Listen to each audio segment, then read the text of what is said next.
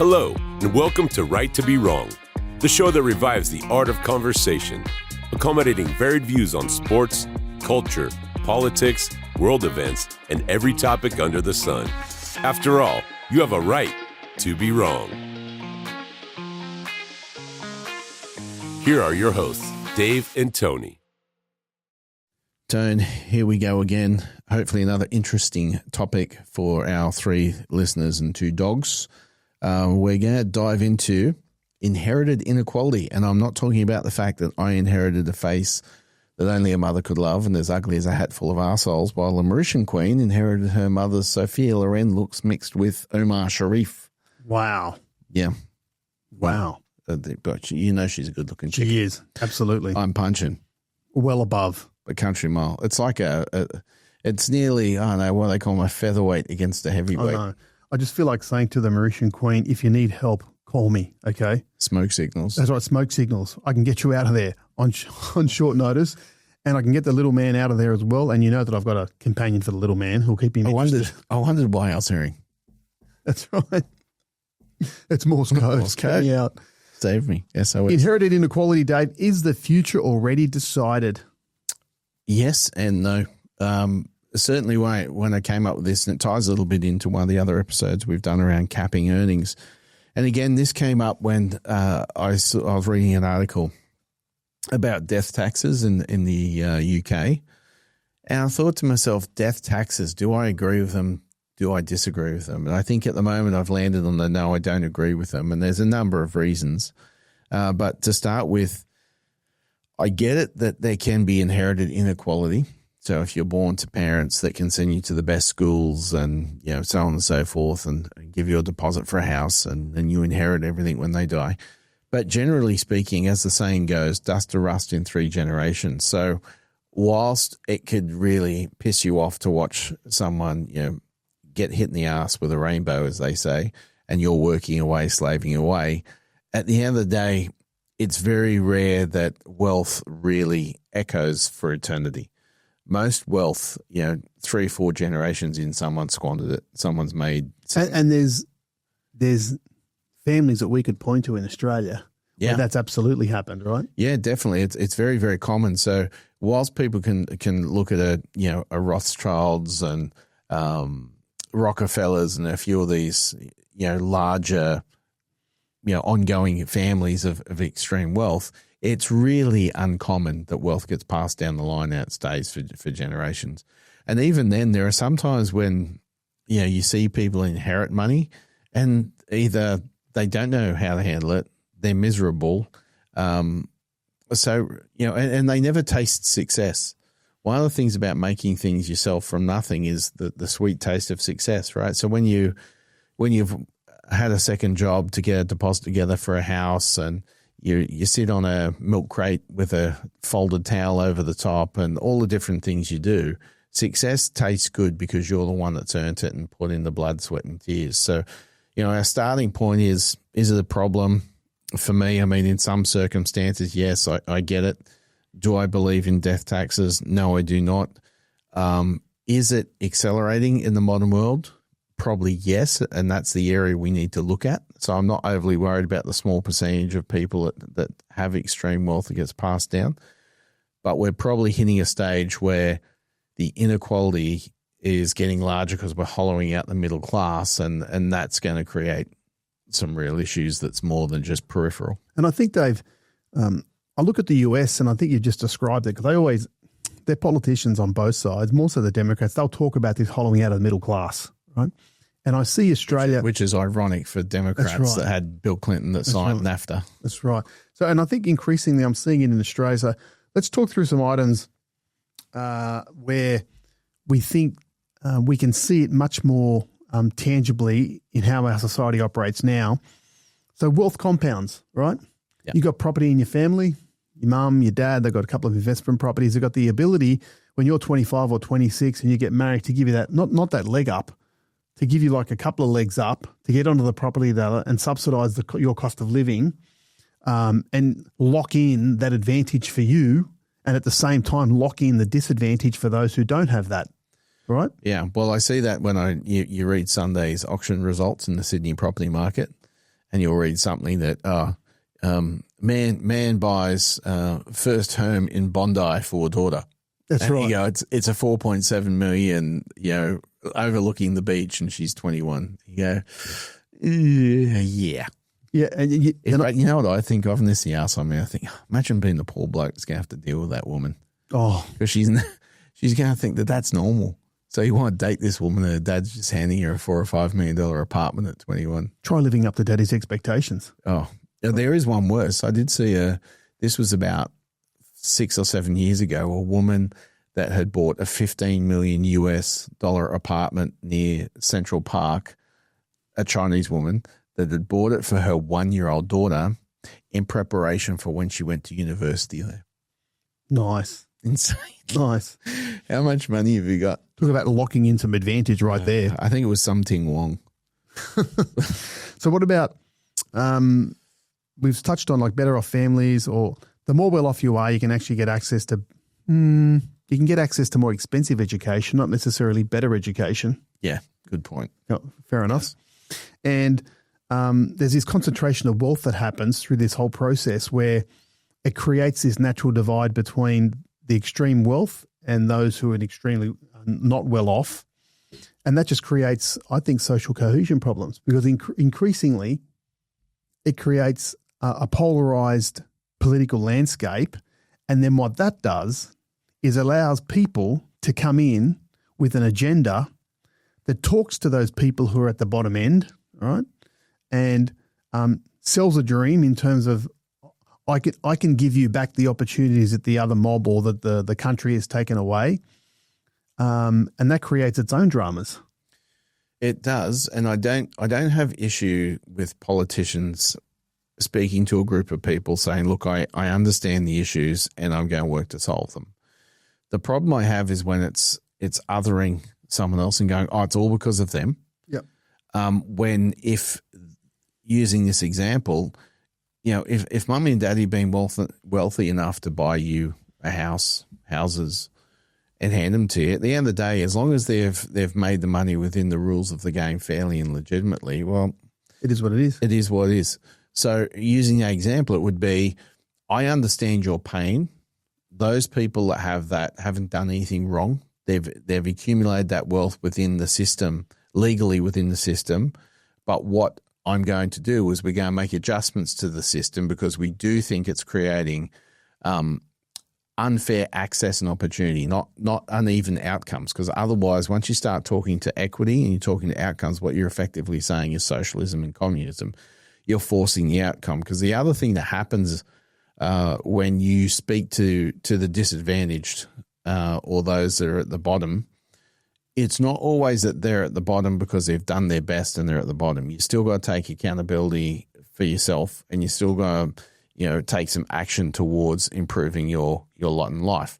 Like at the end of the day, one thing I don't like is when people get to adults and they always want to blame like mum and dad. Oh, daddy didn't love me. Mummy didn't do this. Like, I get it. I didn't come from the greatest family that, dad threw his arms around you. Mum threw her arms around you. She made sure your lunches were packed just right at school. But what they did do is they worked. They put a roof over our head. They made sure there was food in the fridge. And at the end of the day, even if they were absolutely terrible people, and they weren't, you get to a point in adult life where you can look around and start to go, oh, okay, what went on there is not the best way to do it. I'm going to make a change. So I see too many people today at 30, 40, 50 years of age, they're still looking backwards and blaming people all the time, where it's fair enough to look backwards and go, this was wrong. I'm going to be different. I'm going to make a change.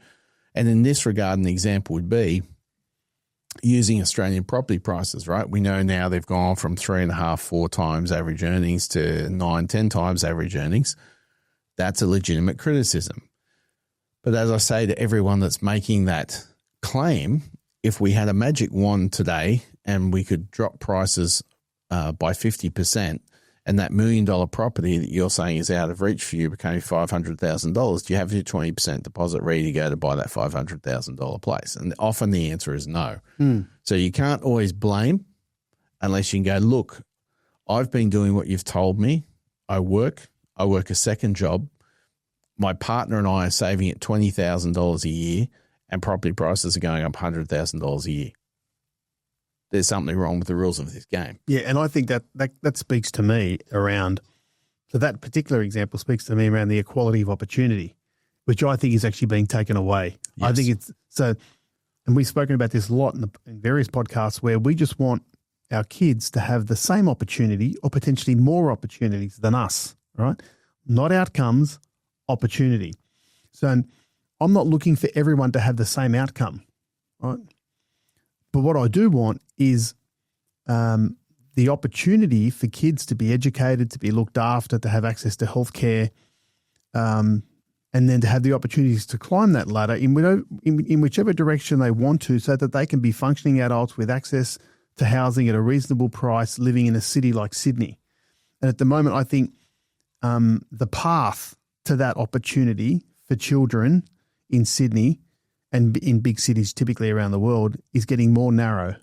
And I think that's where we failed. It is. And the issue here is not an inequality, an inherited inequality. The issue here is the competition. So you're not competing like when you and I grew up. I think Sydney was 3.5 million people. I think it's currently 7.5, nearly 8 million. So one of the things that's creating this is that you're not competing with, let's say, give or take your years between 20 and 35 years of age where you're setting up, let's call that roughly 25% of the population. Let's round it up to 4 million nowadays, so 1 million people. You're not competing with 1 million people anymore. You're competing with 3 times that in the same area. So that's one of the issues. So what that starts to do is, because that's driven property prices through the roof, then you start to see more inherited inequality, because the people that do already own a house, 2 houses, 3 houses, or even just the one house that's now worth $10 or $12 million, there's a lot of equity that you can borrow against to put a deposit down for your kids. Or, when granddad or grandma died, that once upon a time over in Sydney's North Shore, it was a nice area but wasn't super rich, and all of a sudden it's now a $12 million property. So it's other variables that are exacerbating the problem that can manifest itself as looking like inherited inequality. Yeah. One thing I want to touch on, Dave, so for the people who say inequality has always been around, right, and that hardworking families who have worked hard shouldn't be penalised for transferring wealth down to their children, I get all that, and I support the fact that working hard, and if we take the Australian example, should be rewarded. And if you've got the ability, to pass part of that on to your family, your kids and their grandkids even, good on you, do it. All I'd say is that there's a disproportionate amount of people in Australia whose wealth has been driven off the property market, and the property market is not a fair playing field when it comes to the demand for it, and then the ability to get tax incentives through investment in property. So I actually think that when people say we've worked hard and we should be allowed, or we shouldn't be penalised for helping our children, or we shouldn't be penalised for everything we've accumulated, I get that, but it needs to be in the context of leveraging, favourable tax treatment on your 5th and 6th investment property. It is, but they don't make those rules. I get it. So they're playing within the game, the rules of the game. Yeah, I get it. But it still doesn't mean that we don't have a burgeoning problem, though. That's right. The problem is still real. Now, having said that, there are some very famous wealthy people like Bill Gates that have no intention to leave his billions to his kids. And the reason being is he understands that obviously your kids would be extremely wealthy, but you can destroy their life, right? Because getting back to my earlier comment, like, you don't want to steal your child's success. When people listening remember back to your first car, your first property you bought, whatever it is, and you think about how you felt the first time the key went in the door and you unlocked the front door and it was yours. It was your place. It wasn't a rental. You weren't living with mum and dad. The feeling of success is because you and your wife, you and your husband, might have been on your own, but generally as a couple, you'd made the sacrifices to get there. And then even the periods where you had, interest rates went to 18%, and let's leave aside the whole argument of what was the cost of a house and whatnot. The reality is interest rates did triple, right? So then you had the stresses. Can we afford this? Take on a second job. So all those challenges in life you overcome, one of the reasons why it's satisfying is because you overcome them. So most people, generally speaking, whilst you want to help your kids, you don't want to ruin your children or take away their success. So you tend to not really want to hand over too much. And all things being equal, let's say, for example, people used to have kids much later, but let's turn around and let's use some extremes just so I can demonstrate what I mean. Let's say we know now it's common for people to live 90 to 100, right? So I'll just call it 90 for this. And let's say you have your children when you're 40, right? Which is late, but I'm going to show the extremes. So that means by the time you die at 90, your child's 50. If you haven't set yourself up and made something of yourself by 50 and you're waiting on your parents' inheritance, so you've got a bigger problem anyway. So the inequality doesn't necessarily manifest itself in that you've got a whole bunch of spoiled people on that basis. But what it does do is suddenly you got someone at 50, again, let's say you owned your own home and you've just inherited a home that you've only got split with even two other people at $3 million, which is Hills District in Sydney. $1 million straight into your superannuation with what you've already had. All of a sudden you're retiring at 55, right? Assuming you want to. So it can manifest itself in other ways, even without it being some 25-year-old that gets a house that you can't get. It can be someone else is working 67, listening to the news with a government that wants to push it to 70, and someone else is on the golf course at 55 and traveling the world. So it can be an issue at all ages. But the point still being is that there's, generally speaking, not a lot of people that really would take, a whole lot of money and just hand it to a young kid. By young, I mean 20 to 30, because they know the problems it could create. And you're going to go to your deathbed knowing that your kid squandered it, is being an ass, whatever it may be, because they haven't earned anything. I get it. Yeah. There's like a real lesson there, isn't there? Well, Kerry Packer even had to get back in the saddle when he first let James loose. So for our non-Australian listeners, Kerry Packer was our Bill Gates, Warren Buffett, whatever, point being, Australia's richest man. And his son, James, when he sort of first started to let him take control of the business, he made a big investment in OneTel. And it lost, this was back in the early 2000s? No. Was it 90s? No, early to mid-90s, yeah. Right. And it lost, like, back then over $1 billion, and Kerry got back in the saddle to right the ship. So that's the sort of thing that can happen if someone gets control of things before they're ready. And that goes for even being 25 and suddenly, your dad buys you an apartment in Bondi Beach for $5 million. Absolutely. So, Dave, we acknowledge that there is this level of inherited inequality, but we still want to have the opportunity. We still want to provide the opportunity, not the outcome, for kids in the next generation to achieve some of the modest stuff that you and I have done. And I say that genuinely because we're by no means high flyers, by no means. No. It's hard to fly high surrounded by turkeys. I know, that's my line. I use it at work all the time. I love it. That's a great line, isn't it? I love it. But let's think about some of the future generational impacts. So like lower social mobility, right? So the fact is the ability for your child to succeed is more directly linked to their parents' wealth than it ever was. Yes. And again, one of the problems here is the way we set up the system. So for that, it would mean you're in Sydney's West, in Blacktown, Mount Druitt, Penrith. Your kid goes to a public school. You're on the North Shore, wealthy part of Sydney, and your kid goes to a private school. Now, on average, even though I've laid out before the statistics show you're more likely to fail your first year of university out of a GPS school, but that was unrelated to academics. On average, academically, you're going to get a higher admissions rank to get into uni, which means arguably you're going to get into the better uni, which means you're arguably going to get a better education, which leads to the likelihood that you're more inclined to be chosen into one of the graduate programs, which means you're then more likely to be more highly paid and climb the corporate ladder. So those sorts of things, the inequality there can be a problem, but that's the system we set up because we have this, we associate prestige to these schools and we associate prestige to particular universities.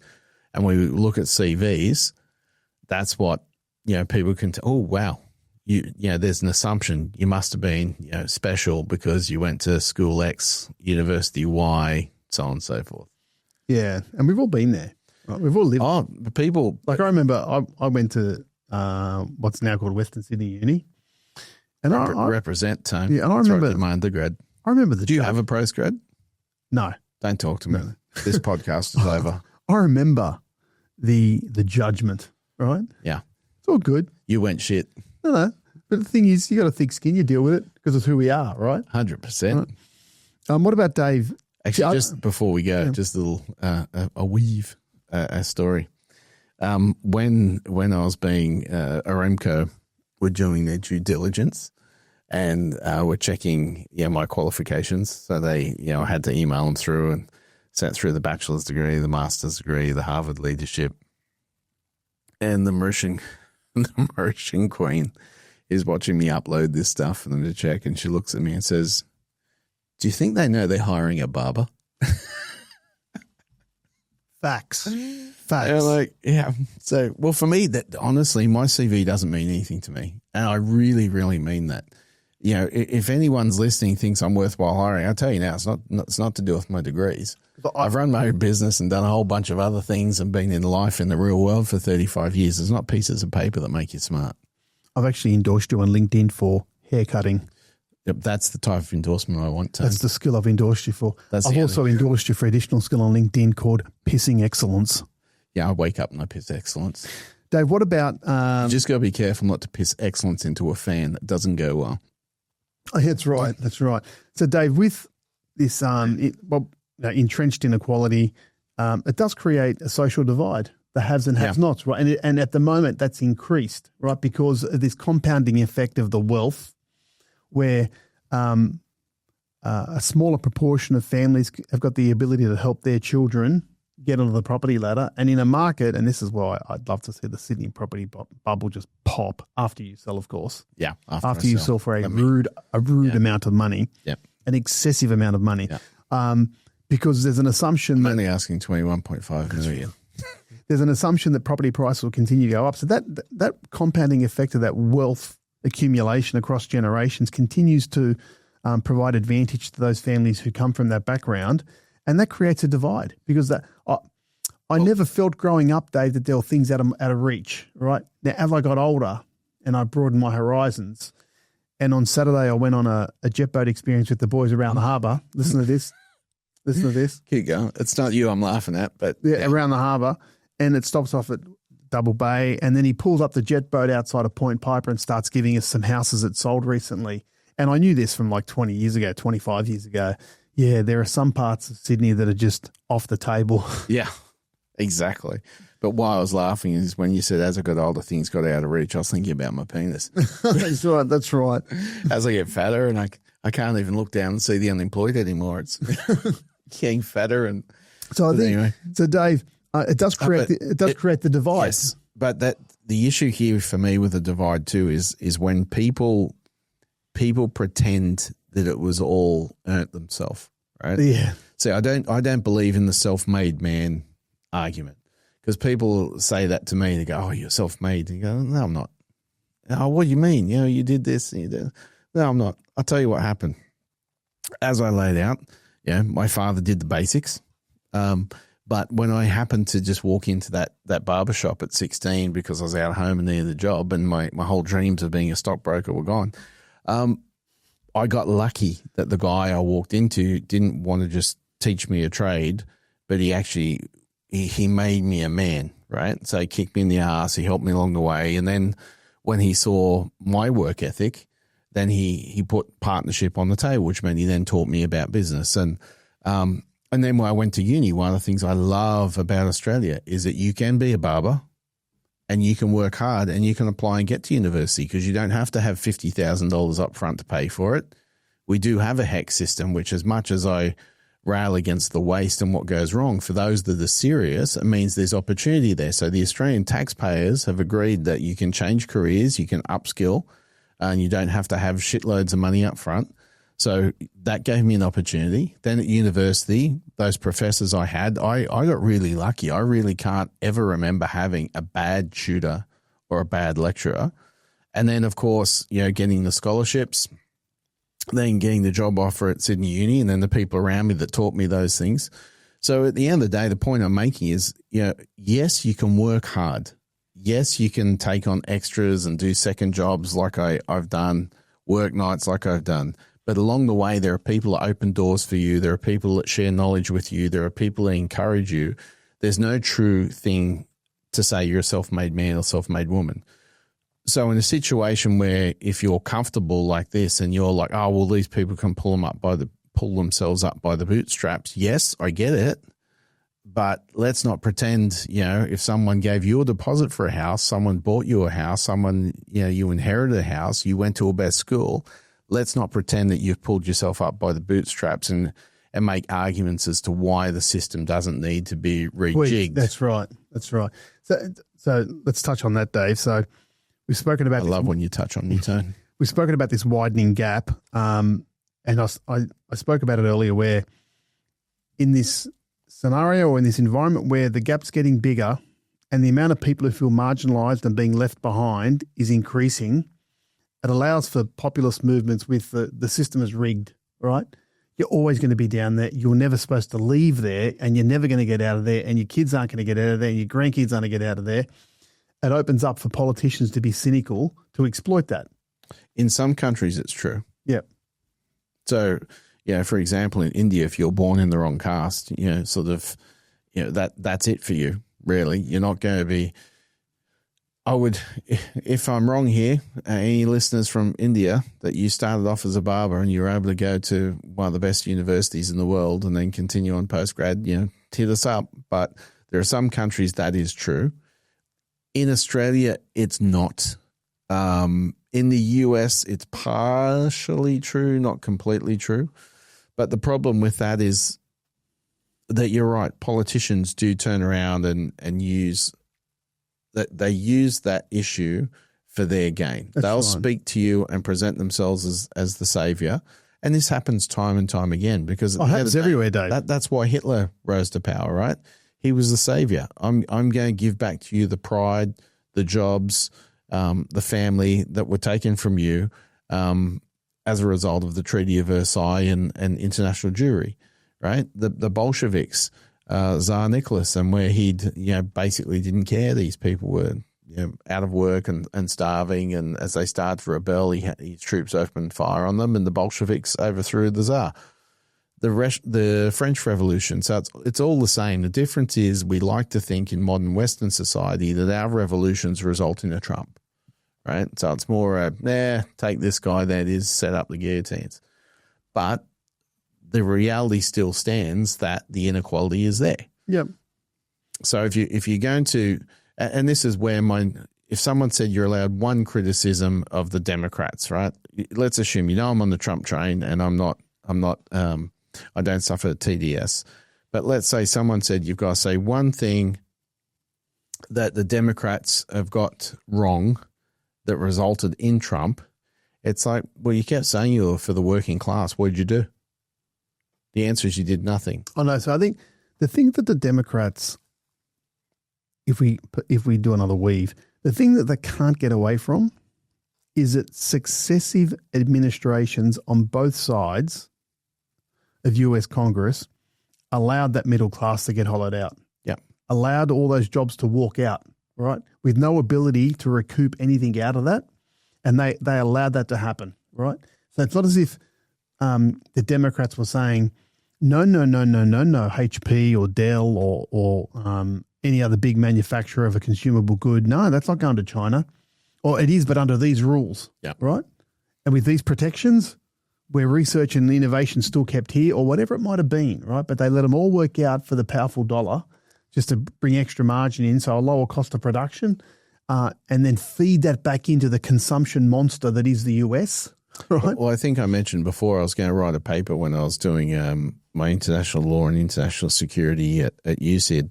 I was going to be on China's great modern generals, and effectively it was going to be General Motors and General Electric, and the thesis being that corporates on the labor arbitrage offshored everything, and that's what created the economy that allows for a stronger military. That's right, absolutely. So that's where it came about. If China's GDP was still 1/100th of what it is, no one would be talking about the threats in the South China Sea. No one would be talking about their third aircraft carrier.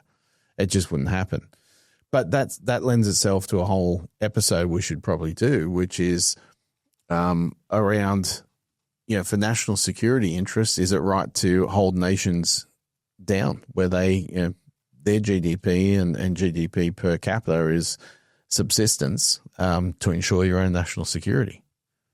So it's an interesting, like when you think about it, it's very, from our point of view, it's easy to say, well, this is what China's done. This is the issues we now have in terms of cost of living, in terms of wages, in terms of jobs, in terms of national security. But was it right if we had to turn around and said, well, let's keep you people living on a bowl of rice so we can live a good life? Yeah, but I think the problem is, Dave, that it was never looked at through that lens. It was always looked at, we're going to use you so that our bowl of rice can get bigger for the short term. Correct. Right? And then they've now flipped it. And I reckon if you listed the top 10 things that have driven Chinese growth, economic growth, which now funds their military over the past 30 years, it would all be directly linked to decisions made by Western governments. 100%. Right? And now reap what you sow. It's amazing how you can get people to do things that are not in their best interest off greed. That's right. And for example, the movie Schindler's List plays sort of that out rather well, where the early parts of the movie where, he's a nobody and he goes to make his money as an industrialist. And he goes into where the high-ranking German officials all go, and he starts to buy them all drinks, and he's having the dinner. It's that sort of thing, right? That all of a sudden he's sending them gifts, he's looking after them. They all think he's wonderful, so therefore he's getting the contracts, and he gets himself rich. But in the end, he's not even making the things he's supposed to be making. Now, obviously, it's a separate story as to where Schindler goes with it. But the point is, playing on people's greed, it's amazing what you can get them to do. Absolutely. So, Dave, if we expand the discussion around how some, again, real life impacts of this inequality, you could link part of this to the increased anxiety that young adults feel because they can't even get on the ladder, the property ladder, or call it the wealth ladder.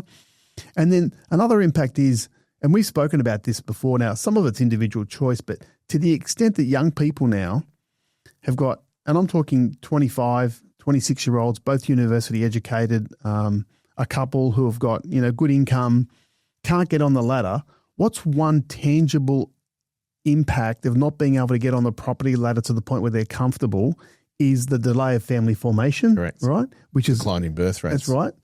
So that's like another impact of this increased inequality. And that's I'm not massive saying impact. That's right. That's actually the biggest impact because that's where humanity could cease to exist.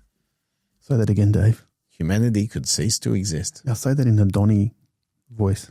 Well, if we don't get people fucking, Tony, humanity could cease to exist. Thanks, Donny. But so that's a tangible impact. Now, it's hard for me to understand, and this is me, the anxiety that a young person would feel now about housing. But then I see pictures on a Saturday morning of 30 or 40 people lined up for a two-bedder somewhere in the eastern suburbs just to get a rental application in. And I'm just stunned. Yeah. Right?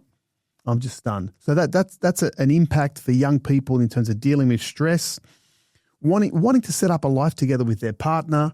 As I said, both earning good money and they're thinking, this is too hard. Now, So then what's the flip side, Dave? They're probably saying, you know what, stuff this. We're never going to get there anyway. Let's go and live in London for 3 years. Well, that's what starts to happen, right? They start to spend like a sailor on leave. And then it exacerbates the problem because eventually they get older and realize they're 35 or 40 and they're still renting. Now, having said that, one of the issues around where you are seeing those lineups, and this wouldn't completely eradicate the lineup, but there's a little bit of ego in some of this too, because if you come out to Parramatta, you head further out, there aren't 40 people lineups for units and things. But for them, it's, but I'm not in the inner city and I want to be out. So sometimes you've got to let your ego and your pride go and come out where there is some opportunity. It's not easy because the vacancy rate overall is still like 1.4%, which is at a record low and tipped to go lower. I do have a place up for rent at the moment. I'm expecting an application this week, but we've had people through, but we haven't had 40 people lineups. Now, that doesn't mean I'm worried. What I mean is because where it is not right in the middle of Glebe and the city and the like. But one problem, one variable in this problem that is I haven't heard anyone discuss it. So if anyone does discuss it, it's only because you heard me say it. We're living too long and we're working too long. So if you think about the extra years now that it was common when we were growing up, how many people did you know over 75? Not many. Not many at all. Where I know everyone that is, you're supposed to live to at least 90. We need to be flipping more houses. So, right? That means those houses aren't on the market, but it gets worse. If you're living longer, what else are you doing? Consuming more. You're working longer. Yeah, well, absolutely, yeah. Right? So if you're working longer, that means those management opportunities and those step-ups are not there as well. Everything's being pushed out. But in saying that, Dave, they're saying there's actually a shortage of people at the moment. Well, there's a shortage of people because our current migration policy, as much as we're bringing in 3,712,000 people a day, we're not bringing in skilled people. So we're bringing in a lot of students and we're bringing a lot of unskilled that end up driving Uber and the like, but we're not exactly – we haven't done what you've said, which is about if we're going to have a big Australia policy, let's do an analysis. That's right. What percentage in our migration do we need the plumbers, bricklayers, lawyers, so on and so forth? So that's part of the problem as well. But you are right. So we're living longer, working longer. So a lot of the opportunities that would naturally have already come in terms of the supply of housing. Yeah, that's right.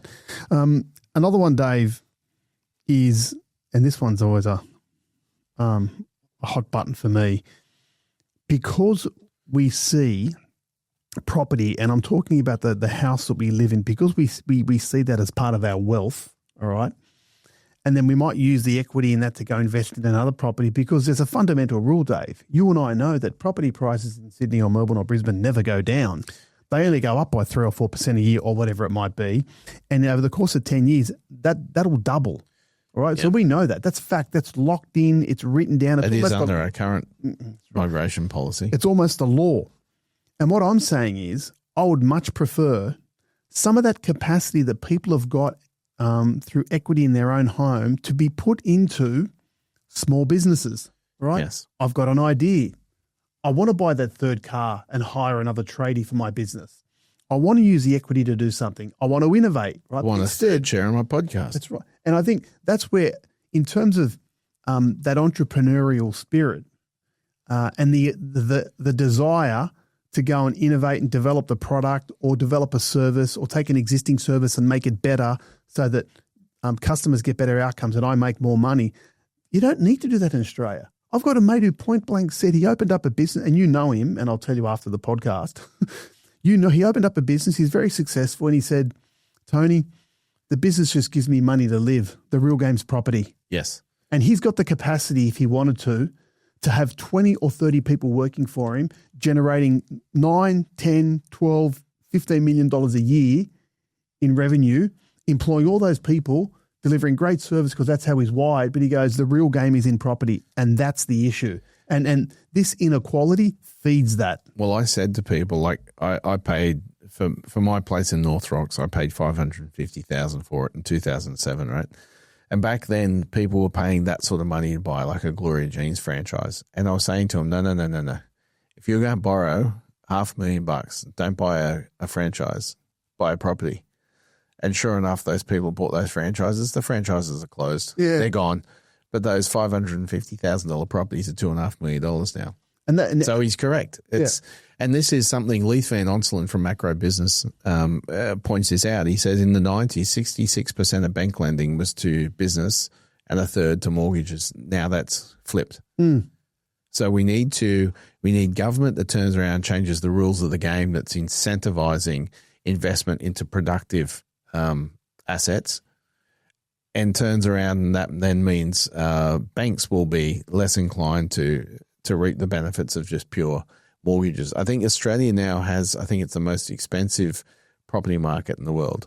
We're currently averaging $1,050,000 per dwelling, and that means your one bedroom unit at Bondi through to your shack in the middle of nowhere through to everything. That's on average $1,050,000. That's insane. I know. So Dave, if we look at some potential solutions. And by the way, thanks, Leith.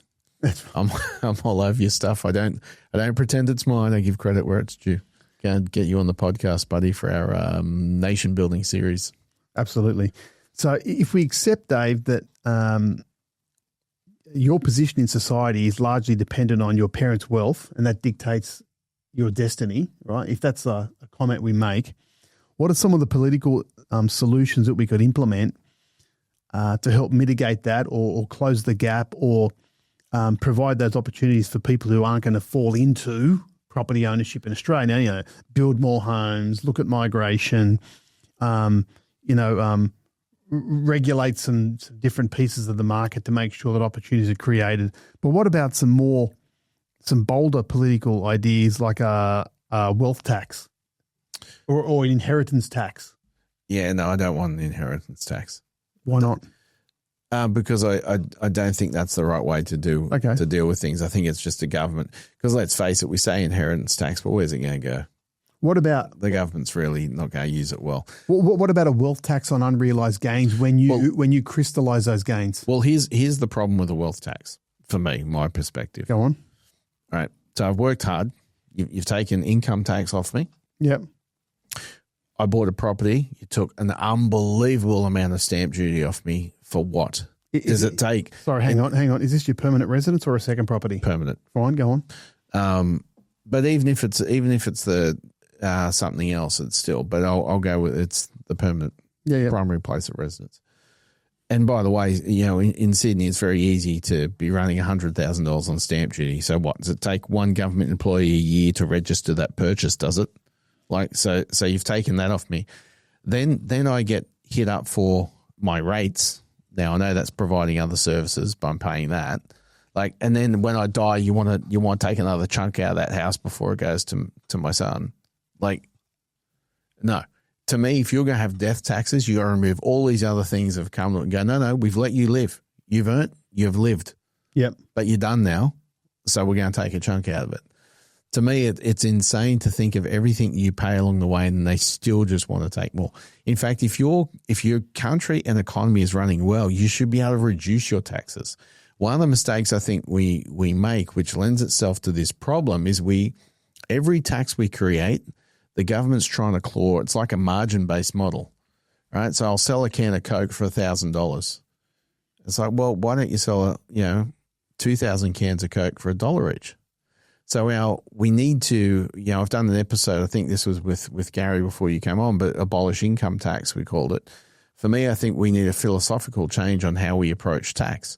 So instead of this margin, you need volume-based, smaller taxes, but they encourage productivity and an increase in production of goods and provision of services. So instead of, if we said there was 1 million goods and services transacted in a day, and we're currently taking $10 million, let's turn around and get up to 10 million transactions or 15 million transactions a day, but have a smaller amount on it and get $15 million. So I think that philosophically that needs to change, because again, if we're talking about getting on the property ladder, now I know we have some things at the moment with first home buyers not having to pay stamp duty and the like, but by the time you go, well, all right, I've got a 10% deposit, even on a $600,000 year, I've got $60,000. Now, again, we've just had a new scheme to reduce LMI, lender's mortgage insurance, but prior to that, you've then got to have your money for lender's mortgage insurance. Then you still had to have your stamp duty, then a little bit of money because it's likely you need a new kitchen or bathroom. So when you start working out some of these things, we've got all these big barriers up front. Maybe what we need is a US model where it's you pay land property taxes each year rather than a big lump sum up front. But if you're going to do that, you'd need to grandfather in things, because I've already paid mine up front with a stamp duty. But maybe we need to investigate that sort of a model. Potentially. I want to flip it, Dave, into how this inequality is potentially further embedded. Oh, sorry, just before we go on, one thing I forgot. The other thing too, everything we talk about is still on the assumption your parents are good, because you can change everything. We have this because when you say it depends on your parents' station in life as to where you go, we could create a utopian system and we could put a lot of money back in your parents' pocket, but it doesn't mean they'll all use it on your education. Yeah, support. agreed. Some might gamble more, drink more, and to be quite honest, more. like there'd be a lot of parents who go, "I'm not going to help you." Yeah, right. I might give you That's a bit my of life. I might give you a bit of a step up, but it's not going to be. I'm not buying a house for you in Bondi. I can assure you. Yeah, so we need to be careful that we say we fix all this system, and suddenly we fixed all parents are now good parents and That's have an right. equal view of how you raise a child. What about, Dave, technological impacts? So with the advancement in technology and if you look at automation, robotics, which workers get replaced first? Well, I think for the most part, we're pretty well like the working class, but we're pretty well through the automation. There's not a giant leap that's going to go into factories that doesn't already exist. Right? I think the people are most at risk, to be honest with you, are all these girls going to university at the moment that are effectively getting degrees in sort of the administrative space. Yeah. I think, they've actually said the professional classes and some of those services are where the biggest job losses are going to be, which means that AI and machine learning are going to disproportionately impact females. Yeah. Because they disproportionately represent higher education.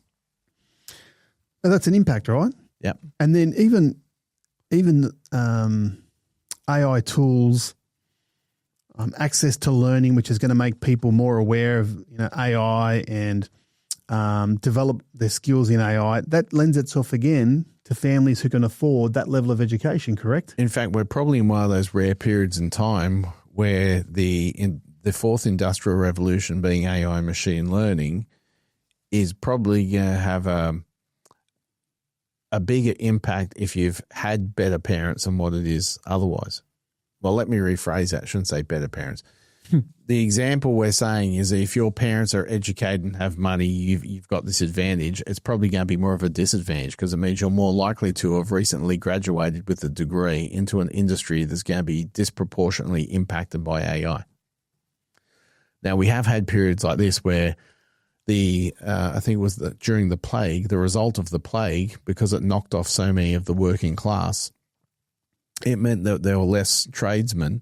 So it was ironically one of the biggest jumps in wages and living conditions for the blacksmiths and people like that was due to so many people being killed and wiped out that it forced the people with money to actually have to pay more because there wasn't enough people around to do the work. So they were outbidding them. So they pay a premium. So they had to pay a premium. So the plague in some ways, not on the death level, but the plague on an economic level had a disproportionately negative impact on the upper class. And I'd suggest AI and machine learning is about to do that to them again, because at the end of the day, your electrician, your plumber, your carpenter, your bricklayer, they're especially in Australia, they're making really good money. So it's something at the moment to going to be an anomaly in time that you've had this leg up that might well be a disadvantage. And you're still going to owe all that money. That's right. That's right. So, Dave, how do we wrap all this up? Right? We know it exists, Eat the right? rich. We know it exists. Can you get me one of those dresses like AOC? That's right. We know. How ironic to wear an Eat the Rich dress worth $50,000 to the Met Gala. Talk about cognitive dissonance. We know that this inherited inequality exists. We know it actually impacts the opportunities for our kids. The ability for our kids to have the same opportunities that we had, right? It does all of that. And in the absence of some type of decision-making or longer-term planning, it's going to continue to happen. If we look at Australia specific, we know it's clearly related to the property market and the ability of parents to be able to help their kids get that first step on the ladder. But we all inherit something when we're born. Correct. I inherited ridiculously good looks. It could be money, it could be property, or for some it just could be hope that the opportunity is going to exist, right? Now, I was fortunate enough to have parents who worked really hard to give me an opportunity to get educated, and I'd like to think that I've done the same for my boys, but the gap is widening, Dave, and I don't see it closing anytime soon. And my concern is that it's going to drive a wedge between, especially in Australian society, a wedge between people that's based on class and the financial outcomes. And I don't think that's a good thing because we're not like that as a country. No, because one of the things, well, it was the great Bob Hawke that said we don't have a culture of birthright. That's right.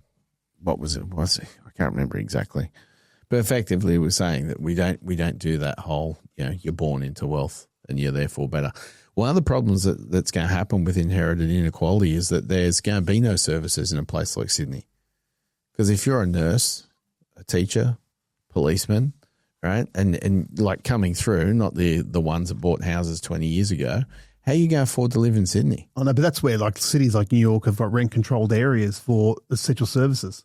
Trouble is rent control creates a whole new problem too, right? So it's that comes with other issues. In a country like Australia, where we have the second least densely populated country, so I think it's only Nepal that's less densely populated. I think we're something like 2.5 people per square kilometre.